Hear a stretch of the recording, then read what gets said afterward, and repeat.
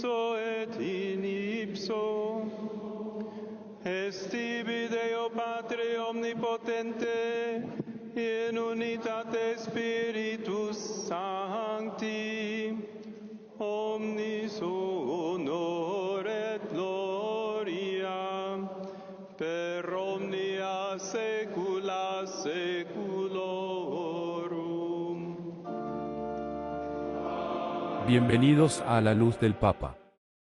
¿Alguna vez has conocido a alguien que, a pesar de ser insultado, maltratado o ignorado, permanece serenamente imperturbable, alguien cuya paz parece impermeable, cuya alegría perdura no a pesar de las turbulencias de la vida, sino misteriosamente dentro de ellas? Admiramos a esas personas. Incluso podemos envidiarles. Y en lo más profundo de nuestro ser sentimos que esa ecuanimidad no es solo temperamento o suerte. Es un poder espiritual. Hay algo casi sobrenatural en un alma que se niega a ser perturbada por los demás, que ha dominado no solo el arte de la paciencia, sino también la alquimia interior de convertir las ofensas en paz. No se trata de indiferencia, ni de represión. Es, en el sentido más verdadero, santidad. Y es posible. Pero requiere una transformación del alma tan radical que solo la gracia de Dios puede llevarla a cabo, para no enfadarnos ni molestarnos nunca por nadie, no porque seamos insensibles, pasivos o débiles, sino porque hemos sido tan profundamente transfigurados por el amor que incluso las ofensas se convierten en oportunidades para la comunión. Esta es una alta vocación. No es nada menos que la imitación de Cristo. Sin embargo, seamos sinceros, la cuestión no es meramente psicológica. No se trata de gestionar las emociones o aplicar estrategias terapéuticas, aunque esas herramientas pueden ayudar. La verdadera cuestión es metafísica. Es espiritual. Nos pregunta, ¿quiénes somos? ¿Para qué sirve el ser humano? ¿Y cómo reconfigura el drama del amor divino la forma en que respondemos a los demás, especialmente cuando nos hacen daño? Nuestra época es de una sensibilidad sin precedentes y de una indignación implacable. En el momento cultural en el que vivimos, sentirse ofendido es casi una virtud, una insignia de honor. Expresar indignación es una señal de claridad moral. Sin embargo, el Evangelio nos presenta una verdad contraria a la intuición. La paz pertenece a los mansos, a los misericordiosos, a los pobres. En espíritu, los santos no se ofenden fácilmente. No buscan venganza. No se perturban por los fracasos de los demás. ¿Por qué? Porque sus vidas están arraigadas en un centro diferente. Su identidad no es frágil porque no se basa en el ego, sino en Dios. Y aquí radica la primera clave espiritual para vivir sin que nos perturben los demás. Debemos estar anclados en algo, o más bien en alguien, más profundo que los vientos cambiantes de la opinión o el comportamiento humanos. Las Escrituras nos dan un icono de esta disposición en el mismo Cristo, especialmente durante su pasión. Es traicionado por un amigo, negado por otro, abandonado por casi todos. Es acusado falsamente, escupido, azotado y crucificado. Y sin embargo, ¿qué oímos de sus labios? No ira, ni amargura, ni culpa. En cambio, oímos, Padre, perdónalos, porque no saben lo que hacen. Lucas 11:34. No se trata del estoicismo de un filósofo ajeno a las emociones. Se trata del amor del Hijo, que no ve solo la acción del ofensor, sino la ignorancia espiritual que hay detrás de ella. Él ve la herida debajo de la herida. Y como está unido al Padre, no responde con una reacción. ¿Cómo podemos compartir esta forma divina de ver y responder? La tradición de la Iglesia nos señala la purificación del corazón. Los padres hablan a menudo de la necesidad de vencer las pasiones, no negando su existencia, sino ordenándolas según la caridad. La ira, por ejemplo, no es intrínsecamente mala. Santo Tomás de Aquino nos recuerda que la ira es la respuesta natural a la injusticia. Incluso Cristo se enfadó en el templo. Pero aquí radica la sutil distinción. La ira justa no surge del orgullo herido, sino del amor por el bien. Nunca es autorreferencial. Siempre es en aras de la justicia y nunca pierde de vista la dignidad del otro. La ira desordenada, por el contrario, tiene su origen en el ego. Surge cuando se frustran nuestras expectativas, cuando se niega nuestro sentido de derecho, cuando buscamos controlar a los demás. Y esta es la ira que debe ser crucificada. Los monjes del desierto, esos primeros atletas espirituales de la Iglesia, hablan con frecuencia del demonio de la ira. Sabían que el alma debe estar en silencio para poder percibir a Dios. Y la ira, incluso cuando está justificada, perturba ese silencio. Evagrio de Ponto advierte que un monje que alimenta la ira reza en vano. Esto no quiere decir que debamos reprimir nuestras emociones o fingir que no nos afectan. Significa que la verdadera libertad no llega cuando controlamos a los demás, sino cuando dejamos de estar controlados por ellos. Cuando alguien nos ofende, la pregunta no es, ¿cómo se atreve?, sino, ¿por qué me perturba tanto? La respuesta, en la mayoría de los casos, revela las fortalezas ocultas del ego. Su ansia de reconocimiento, su hambre de aprobación, su miedo a la disminución. Para superar esto, debemos morir. No físicamente, sino espiritualmente. A menos que un grano de trigo caiga en tierra y muera, sigue siendo solo un grano de trigo. El camino hacia la paz es el camino de la muerte, hacia el yo falso, el yo egoico, el yo que insiste en tener razón, en ser visto, en tener el control. Este es el yo que se enciende cuando otros nos critican, cuando nos ignoran, cuando no cumplen con nuestras expectativas. Y este yo debe ser crucificado con Cristo. Solo al vaciarnos de nosotros mismos se crea espacio para el amor divino. Pero este vaciamiento no es aniquilación. Es liberación. Es la libertad de los santos que pueden amar incluso a sus enemigos porque ya no necesitan a los demás para sentirse plenos. Su plenitud está en Dios. No niegan el dolor de la ofensa, pero ya no dependen de la aprobación o la corrección de los demás para estar en paz. Han, en palabras de San Pablo, revestido a Cristo. Y Cristo, porque es el amor mismo, nunca se desequilibra por el odio o la incomprensión. Él ama de manera constante, consistente, sin la volatilidad que caracteriza tanto nuestras vidas emocionales. Las implicaciones psicológicas de esta transformación son inmensas, pero son secundarias al fundamento teológico. Nuestra paz no proviene de que los demás se comporten correctamente. Proviene de permanecer en la Trinidad. Permaneced en mí, dice Jesús, como yo permanezco en vosotros. Juan 15, 4. Permanecer es quedarse, habitar, echar raíces. Y quien permanece en Cristo no se tambalea fácilmente. Es como la casa construida sobre la roca. Llegan las tormentas, soplan los vientos, llegan las ofensas, pero la casa se mantiene firme porque está construida sobre algo más profundo que los elogios o las críticas humanas. Además, los santos nos enseñan a ver cada ofensa como un regalo. Santa Pisalis de Lisieux, esa maestra espiritual disfrazada de monja de clausura, escribió sobre cómo buscaba deliberadamente a las hermanas más irritantes de su comunidad como oportunidades para crecer en el amor. Sabía que el amor no es un sentimiento, sino una decisión, un movimiento de la voluntad sostenido por la gracia, y que solo se pone a prueba, se refina y se demuestra en el horno de la prueba. Si solo amamos a quienes nos complacen, ¿qué mérito tiene eso? Incluso los pecadores hacen lo mismo. Pero amar a quienes nos hieren, eso es divino, eso es participar en la cruz.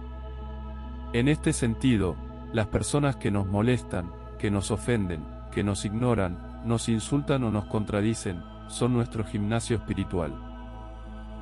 Revelan nuestros apegos, exponen nuestro orgullo. Y, paradójicamente, nos ofrecen los medios mismos por los que podemos crecer en santidad. Por eso los santos no se escandalizan por los pecadores. No excusan el pecado, pero tampoco se dejan controlar por él. Ven con los ojos de Cristo, que mira al mundo no con condena, sino con misericordia. Siendo aún pecadores, Cristo murió por nosotros. Romanos 5, 8. Si Él puede perdonar desde la cruz, ¿no podemos nosotros perdonar desde las incomodidades cotidianas de nuestra vida? Pero, ¿qué hay de la justicia? Debemos ser felpudos, permitiendo que el abuso y la injusticia persistan sin cuestionarlos. Por supuesto que no. No dejarnos molestar por los demás no significa que seamos indiferentes al mal.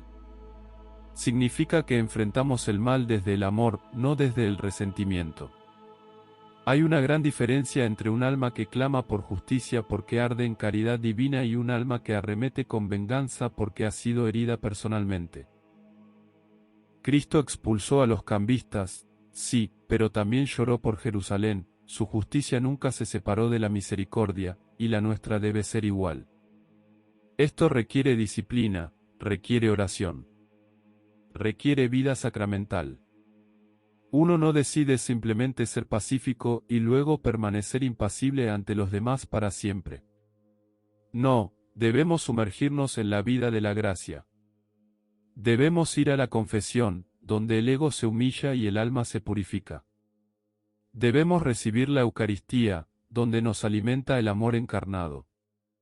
Debemos rezar los salmos, donde cada emoción, ira, tristeza, alegría, miedo, se presenta ante Dios y se purifica en su presencia. Y, sobre todo, debemos meditar diariamente sobre la vida de Cristo, permitiendo que su mirada se convierta en nuestra mirada. La cultura moderna promueve un culto a la autopreservación, pero el Evangelio nos llama a la entrega de nosotros mismos. Lo primero exige que los demás nos afirmen, lo segundo nos libera para afirmar a los demás incluso cuando nos hacen daño. Estar libres de la ira no es suprimir nuestra humanidad. Es dejar que nuestra humanidad se impregne de divinidad. Es conformarnos a Cristo, quien, cuando fue injuriado, no respondió con injurias, sino que se encomendó a aquel que juzga con justicia. En última instancia, no dejarse molestar nunca por nadie es convertirse en un icono viviente de las bienaventuranzas. Es ser pobre de espíritu, porque un alma así no está hinchada de ego. Es ser manso, porque un corazón así no necesita imponerse. Es ser misericordioso, porque ve en cada ofensor un alma amada por Dios. Y es ser puro de corazón, porque ve a Dios en los demás, en las pruebas, incluso en las heridas. Este es el camino hacia la paz. Es estrecho. Sí, está crucificado para siempre, pero resplandece con la belleza del amor divino. Y en un mundo devastado por la indignación, la división y el orgullo, esa paz no solo es posible, sino que es urgentemente necesaria. Pidamos, pues, esta gracia. Oremos. Estar tan arraigados en Dios, tan transformados por la caridad, que ninguna palabra o acción pueda robarnos nuestra paz. Seamos como María al pie de la cruz, serenos incluso ante el horror, porque confiamos, esperamos, amamos. Y la próxima vez que nos ofendan, recordemos que no es un obstáculo. Es una última oportunidad para levantarnos, un don de la gracia disfrazado de irritación. Y al recibirlo, nos adentramos más profundamente en el misterio de aquel que nunca se molestó, nunca reaccionó, sino que solo amó. Esta paz, esta quietud interior inquebrantable ante la fragilidad humana, no se logra mediante la mera represión o el engaño psicológico. Es el fruto de un alma transfigurada por la gracia, un alma que ha sido atraída al corazón ardiente de la caridad divina. Sin embargo, aquí está quizás lo más sorprendente. Para convertirnos en el tipo de persona que nunca se enoja ni se perturba por los demás, primero debemos aprender a sufrir. No a sufrir con resentimiento, no a sufrir con los dientes apretados, sino a sufrir con las manos abiertas en unión con el Cristo sufriente. Esto no es una invitación al masoquismo, ni una negación de la justicia. Más bien, es un ascenso al misterio más profundo de la existencia cristiana. Que nuestras heridas, cuando se unen a las heridas de Cristo, pueden convertirse en fuentes de misericordia e instrumentos de transformación, no solo para nosotros mismos, sino para aquellos que nos hieren. Nuestra cultura moderna, tan terapéutica y autoafirmativa, rechaza esta idea. Se nos enseña que sufrir es ser débil, que perdonar sin recompensa es ser tonto, que siempre hay que defender los límites y afirmar continuamente la identidad. Pero los santos ofrecen una visión diferente. No niegan su dignidad. Trascienden el ego. No son víctimas pasivas, son amantes activos. Su paz interior no es una cuestión de temperamento, sino de una contemplación profunda y sostenida del crucificado en él. Ven tanto la medida de la justicia divina como la profundidad insondable de la misericordia divina. Y así aprenden no solo a soportar las ofensas de los demás, sino a redimirlos a través del amor. Habitar en este misterio es darse cuenta de que la ira, aunque a veces justificada, rara vez es productiva en su forma pura. Cuando no se controla, se vuelve corrosiva, una lenta erosión de la capacidad del alma para amar. Estrecha el campo de visión, distorsiona la realidad y endurece el corazón. Incluso la ira justa debe ser purificada por el amor, para que no se convierta en justicia propia. Los padres de la Iglesia comprendieron este peligro. No eran ingenuos respecto al pecado humano, pero estaban aún más en sintonía con las sutilezas del orgullo espiritual. Es perfectamente posible denunciar la injusticia mientras se disfruta sutilmente de la sensación de superioridad moral que conlleva. Pero el verdadero santo se enfrenta a la injusticia sin ego, actúa sin resentimiento y corrige sin desdén. Su autoridad no proviene del dominio, sino del amor. Esto requiere una reorientación radical del alma, una nueva forma de ver a los demás, especialmente a aquellos que nos molestan. Debemos aprender a ver no solo el comportamiento, sino a las personas. No solo las ofensas, sino las historias. Cada alma que encontramos lleva heridas, miedos, decepciones. El compañero de trabajo enojado, el amigo desdeñoso, el extraño grosero, todos ellos son iconos rotos de Dios, mancillados pero no borrados. Y si pudiéramos vislumbrar el dolor que distorsiona sus acciones, tal vez sentiríamos compasión donde antes solo sentíamos molestia. No se trata de excusar el pecado, sino de penetrar más allá de su superficie para amar con los ojos de Cristo, que no mira las apariencias, sino el corazón. ¿Y qué hay de nuestros propios corazones? ¿No somos también nosotros los ofendidos, los irascibles, los distraídos, los orgullosos? Si somos honestos, sabemos que hemos sido la causa de la frustración de otros. Hemos herido a otros a sabiendas y sin saberlo. Y, sin embargo, Dios no nos ha rechazado. Él vino por nosotros. Entró en nuestra humanidad, llevó nuestras debilidades y dio su vida no por los justos, sino por los pecadores. Perdonar a los demás sus ofensas, entonces, no es un acto de generosidad de los moralmente superiores hacia los moralmente inferiores. Es un acto de participación en la misericordia divina que nosotros mismos hemos recibido. Perdona nuestras ofensas, te lo pedimos, como nosotros perdonamos a los que nos ofenden. Esto no es una sugerencia. Es una condición. Porque negarnos a perdonar es situarnos fuera del flujo de la gracia divina. Y así, el desafío no es solo conductual, sino ontológico. ¿En qué nos estamos convirtiendo? ¿Nos estamos convirtiendo en instrumentos de paz o en agentes de división?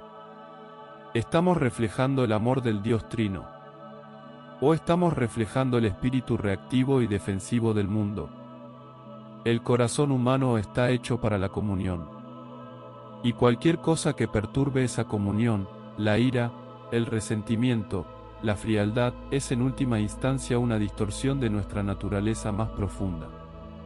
Los santos son serenos no porque hayan escapado del conflicto, sino porque han trascendido el yo falso que siempre exige venganza. Se han vuelto como Cristo, quien sabía quién era, tan profundamente, tan inquebrantablemente, que ningún insulto podía afectar su identidad. El mundo moderno, plagado de crisis de identidad y ansiedad crónica, está hambriento de este tipo de claridad. Se nos dice que nos encontremos a nosotros mismos en los logros profesionales, en la validación social. Pero todo eso es frágil y efímero. Cuando alguien nos falta al respeto en el trabajo, cuando un familiar menosprecia nuestro esfuerzo, cuando un desconocido nos corta el paso en el tráfico, no solo nos sentimos molestos, sino existencialmente amenazados. ¿Por qué? Porque nuestro sentido del yo es a menudo precario, ya que se basa en cosas que otros pueden quitarnos. Pero si pertenecemos a Cristo, si nuestra identidad está escondida con Él en Dios, entonces ningún insulto puede disminuirnos. Estamos a salvo, somos libres. Y esa libertad no se manifiesta en la indiferencia, sino en una profunda capacidad de amar, incluso ante la falta de respeto. Por eso el camino de la paz interior es inseparable de la humildad. El orgullo, incluso el orgullo interior sutil, siempre se ofende. Se irrita ante la contradicción, busca controlar, exige reconocimiento. Pero la humildad es imposible de ofender, no porque carezca de dignidad, sino porque sabe que su dignidad proviene de Dios. Una persona humilde no es un felpudo.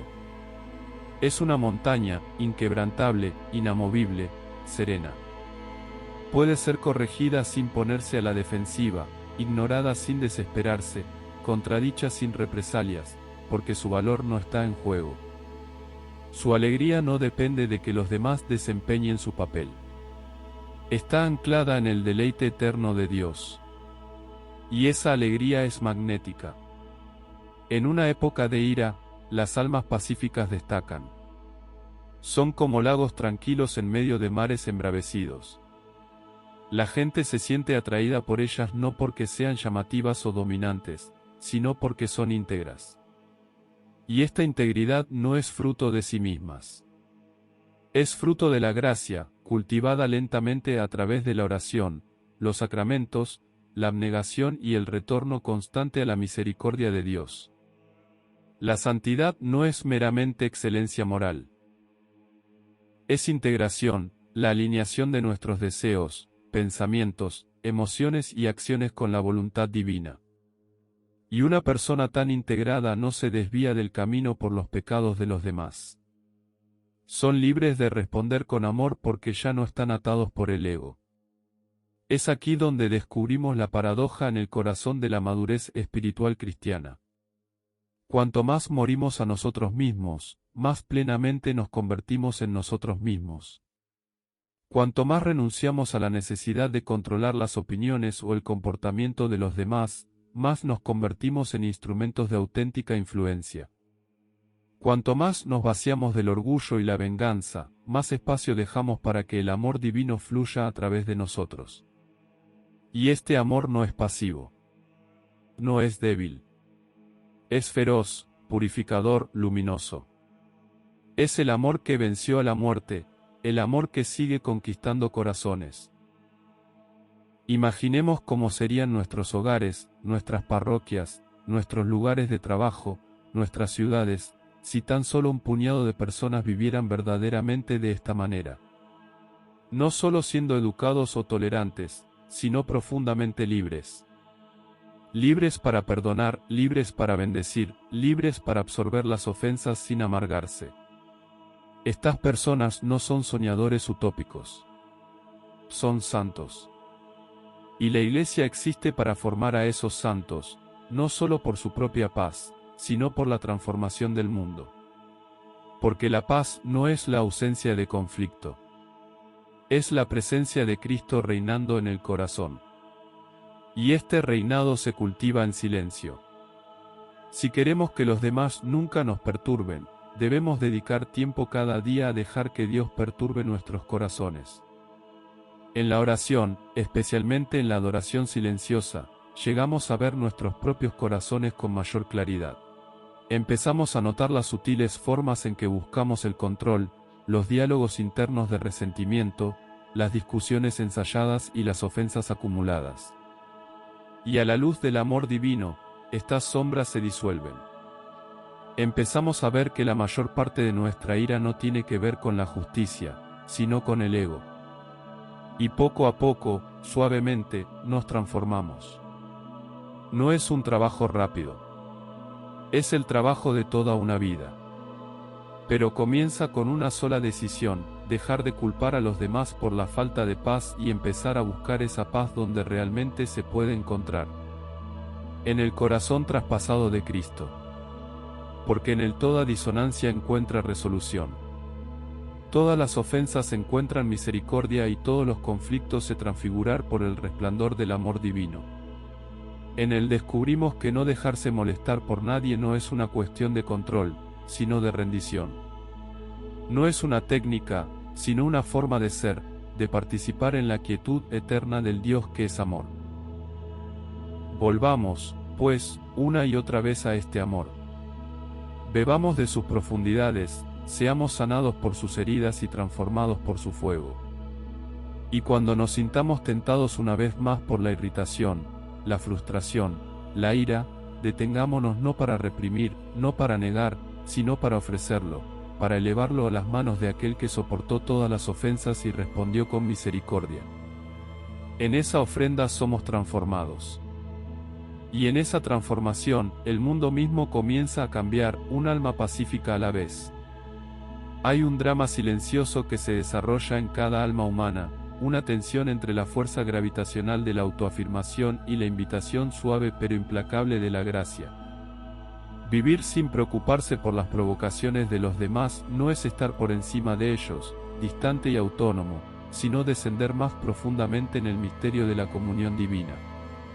El que nunca se molesta verdaderamente no está emocionalmente distanciado, sino espiritualmente en sintonía. Ha llegado a saber, a través de la oración y la purificación, que toda interacción humana es una escuela de amor. Cada molestia se convierte en una oportunidad, cada desaire en una especie de sacramento a través del cual el ego se disminuye y se revela el yo más profundo formado a imagen de Cristo. Pero esta es una enseñanza difícil para el alma moderna. Estamos condicionados por una cultura de la inmediatez y el derecho. Nuestra era digital valora más la reacción que la reflexión. Las redes sociales, ese anfiteatro siempre presente de exhibición y juicio de uno mismo, han convertido la ira en una moneda de visibilidad. Cuanta más indignación se expresa, más atención se recibe. Y así, se nos entrena sutil y persistentemente para reaccionar, para enfadarnos, para ofendernos, para insistir en ser vistos y afirmados.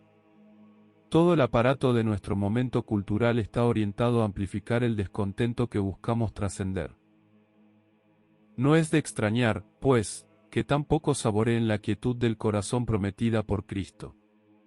En este clima, el Evangelio pronuncia una palabra que es a la vez discordante y luminosa. Bienaventurados los mansos, porque ellos heredarán la tierra. La mansedumbre no es debilidad. Es poder bajo control. Es la fuerza que se niega a dominar, la confianza que no necesita represalias. Los mansos son aquellos que han depuesto las armas del ego y han elegido en su lugar la postura del cordero. No necesitan ganar todas las discusiones, corregir todas las ofensas o defenderse de cada desprecio percibido, porque su tesoro está en otra parte. Han visto el rostro de Dios, y esa visión relativiza todas las demás preocupaciones. Ser manso es llevar dentro de sí mismo una quietud secreta que el mundo no puede robar. Tal mansedumbre se cultiva no solo a través de la disciplina externa, sino también a través de la comunión interior. Solo quien ha encontrado el abismo de la misericordia divina puede resistir el impulso de responder de la misma manera a las provocaciones del mundo. Quien vive de la fuente del amor de Dios no necesita demostrar constantemente su valía porque sabe que ya es visto, ya es sostenido, ya es amado. Puede absorber la hostilidad sin perderse a sí mismo, porque se ha arraigado en lo eterno. Y aquí radica una de las verdades más profundas de la psicología espiritual cristiana, que la capacidad de permanecer imperturbable no es indiferencia, sino atención a Dios, a los demás y al yo más profundo. En la tradición mística de la Iglesia se hace frecuente referencia al concepto de santa indiferencia. No se trata de una fría neutralidad, sino de una apertura radical a la voluntad de Dios en todas las cosas. San Ignacio de Loyola habla de ser indiferente a la salud o la enfermedad, la riqueza o la pobreza, el honor o el deshonor, siempre y cuando el alma avance en el amor de Dios. Esta indiferencia espiritual puede extenderse de manera análoga a las provocaciones de los demás. Podemos aprender a ser indiferentes a los insultos y los desaires, no porque no los sintamos, sino porque hemos puesto nuestra economía emocional bajo la soberanía de Cristo. Esto no es estoicismo, es santidad. Pero hay que tener cuidado de no malinterpretar esa indiferencia espiritual como pasividad o aquiescencia al mal. El mismo Cristo, aunque permaneció en silencio ante sus acusadores, nunca fue complaciente ante la injusticia. Denunció la hipocresía, se enfrentó a la falsedad y lloró por el pecado humano. Sin embargo, lo hizo sin ira en el sentido mundano, sin rencor, sin desprecio. Cada una de sus palabras era un acto de amor, incluso cuando eran duras. Y así también el cristiano debe aprender a decir la verdad sin veneno, a corregir sin condenar, a confrontar sin odio. Este delicado equilibrio es el fruto de una larga intimidad con un Dios que es a la vez justicia y misericordia, león y cordero. Quizás en ningún lugar sea más necesario este equilibrio que en nuestro discurso cultural actual. El mundo actual está atrapado en una espiral de indignación política, racial e ideológica. Cada bando se apresura a vilipendiar al otro, a caricaturizarlo, a tomar represalias. El diálogo se vuelve imposible cuando cada desacuerdo se percibe como una amenaza a la identidad. Pero el cristiano, si realmente se conforma a Cristo, ofrece otra vía. No una neutralidad tibia, sino una calma profética. Entran en la refriega no para ganar discusiones, sino para dar testimonio de la posibilidad de la comunión. Su serenidad ante los insultos se convierte en un testimonio silencioso de una lealtad más profunda, no a ideologías tribales, sino al reino de Dios. Y el reino de Dios no es como los reinos de este mundo. No se mantiene mediante la fuerza o el miedo, sino a través del amor revelado en la cruz. Participar en este reino es dejarse traspasar por la ira del mundo sin enfadarse a cambio. Es cargar con los pecados de los demás, no como víctimas, sino como intercesores. Este es el papel sacerdotal de todo cristiano bautizado. Estar en la brecha, soportar la tensión, transmutar el dolor en oración. Cuando hacemos esto, imitamos a Cristo de la manera más profunda. Y al hacerlo, no solo protegemos nuestras propias almas del resentimiento, sino que nos convertimos en agentes de reconciliación en un mundo dividido. Pero no nos equivoquemos, este camino es cruciforme. Implica morir a uno mismo una y otra vez. Cada vez que resistimos el impulso de atacar, de chismorrear, de alimentar el rencor, estamos participando en la muerte del viejo Adán. Cada vez que elegimos la misericordia en lugar de la venganza, el silencio en lugar del sarcasmo, la gentileza en lugar de la fuerza, estamos permitiendo que Cristo viva más plenamente dentro de nosotros. Este es el lento trabajo de la santificación. Y ocurre en las trincheras ordinarias de la vida cotidiana.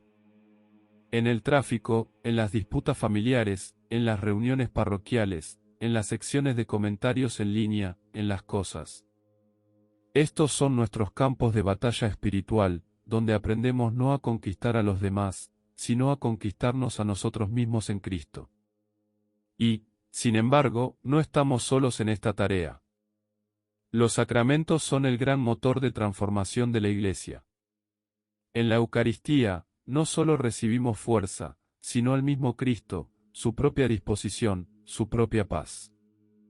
En la confesión, no solo nos purificamos de la culpa, sino también de las toxinas internas de la ira y el orgullo. En la oración, especialmente en la oración contemplativa, somos atraídos hacia la quietud que es Dios. Y desde esa quietud comenzamos a vivir de manera diferente. Poco a poco, el yo reactivo se desvanece y surge el alma receptiva, un alma capaz de soportar las imperfecciones de los demás, no como cargas, sino como invitaciones al amor. No se trata simplemente de una cuestión de santidad personal. Es una cuestión de misión. Un cristiano pacífico no es un lujo en nuestro mundo. Es una necesidad. Se convierten en signos de contradicción, oasis de cordura, presencias sacramentales del Dios que no se aparta de nuestro pecado, sino que entra en él para redimirlo. No se escandalizan por la debilidad humana porque conocen la suya propia. Y así pueden dar espacio a los demás para crecer, fracasar, volver. Encarnan la paciencia de Dios, que es el motor de toda verdadera conversión. No molestarse, entonces, es llegar a ser como Dios, no en majestad, sino en misericordia. Es reflejar esa mirada eterna que ve todas las cosas con claridad y sin embargo, nunca deja de amar. Esta mirada es la que estamos llamados a cultivar, momento a momento, en un mundo que trata perpetuamente de provocarnos. La pregunta no es si nos ofenderemos. La pregunta es si permitiremos que la ofensa nos defina, o si volveremos a la verdad más profunda de que estamos en Cristo y Cristo está en nosotros. Y si es así, entonces ningún insulto puede herirnos, ningún conflicto puede sacudirnos y ninguna persona, por difícil que sea, puede robarnos la paz que sobrepasa todo entendimiento. Porque esa paz no es un sentimiento, es una persona. Y donde Él habita, hay libertad. Y así, volvamos al corazón, ese lugar sagrado donde Dios mora y habla en silencio. Arrodillémonos ante el misterio de que somos criaturas hechas de polvo y aliento, que anhelan la paz, pero que tan fácilmente se agitan y se inquietan. En esa quietud veremos con nuevos ojos que el camino hacia la libertad no consiste en controlar a los demás, ni en protegernos de las ofensas, sino en rendirnos a aquel que soportó todas las ofensas y respondió con un amor inquebrantable. No fuimos creados para ser gobernados por los vientos cambiantes de las emociones o los frágiles juicios de los demás. Fuimos creados para ser templos del Espíritu Santo, santuarios de la luz divina en un mundo oscurecido. Cuanto más nos rendimos a Cristo, menos nos gobiernan las irritaciones y provocaciones que antes nos definían. Y en esto comenzamos a irradiar una paz que no es obra nuestra, sino que nace de la gracia, un eco de la quietud eterna del mismo Dios. Esta es la revolución silenciosa de los santos, la radiante contradicción de aquellos que viven en un mundo de clamor sin convertirse en su eco. Su serenidad no es una huida, sino un compromiso transfigurado por el amor. No cierran sus corazones para evitar el dolor. Los abren más para dejar que la gracia inunde cada herida. Y ahora se nos invita a unirnos a sus filas, a recorrer este estrecho camino donde el yo muere y Dios vive. Estamos invitados a perdonar lo imperdonable, a bendecir a quienes maldicen, a responder a cada ofensa con misericordia, no porque seamos fuertes, sino porque Cristo es fuerte en nosotros. Esto no es ingenuidad. Es la sabiduría de la cruz. Es la locura que confunde a los sabios, la debilidad que derriba imperios. Es el camino luminoso de la santidad, donde no sentirse molestado por los demás no es indiferencia, sino el triunfo del amor divino en nuestro interior. No temas este camino. Te costará todo, pero solo lo que nunca fue tuyo para empezar. Y a cambio recibirás la perla de gran valor, el corazón de Cristo latiendo dentro del tuyo. Ya no te sentirás zarandeado por los estados de ánimo ni herido por las palabras, sino estabilizado por una paz que nada en este mundo puede alterar. Esta es la vida para la que fuiste creado. Este es el testimonio que el mundo está ansioso por ver. Entra en ella con valentía. Déjate renovar. Deja que tu propio ser se convierta en un lugar de descanso para la paz de Dios. Para que, a través de ti, el mundo pueda llegar a conocer no solo la verdad, sino también la ternura de aquel que es la verdad encarnada. Quédate quieto y reconoce que Él es Dios. Y deja que ese conocimiento te transforme en un icono viviente de su misericordia, su alegría y su paz inquebrantable. Gracias por compartir este momento de reflexión. Que las enseñanzas del Papa nos sigan iluminando cada día. Si este contenido ha tocado tu corazón, suscríbete, comparte y acompáñanos en este camino de fe. Que Dios te bendiga y nos vemos en el próximo encuentro.